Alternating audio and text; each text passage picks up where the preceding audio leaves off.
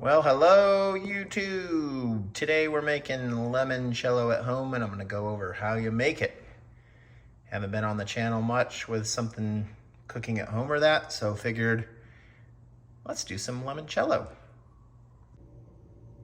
All right, so we got about 8 of these peeled. We're using Tito's because it's corn-based vodka, so it's gluten-free. I mean, honestly, you don't need expensive vodka. Some's gonna be a little bit smoother, but the sugar will cut it. But yeah, we're just gonna fill this up and then let it sit for 3 to 4 days. You want to have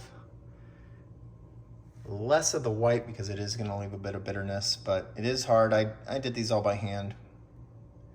But yeah, if you can get a little down. It's also nice to squirt a little bit of the oil from the zest in there. So I'll just give it that really nice lemon taste. All right, so it's filled up. We're gonna let it sit for 3 to 4 days. Thanks for tuning in. Once you do this, we'll have a part 2 step coming up in a few days.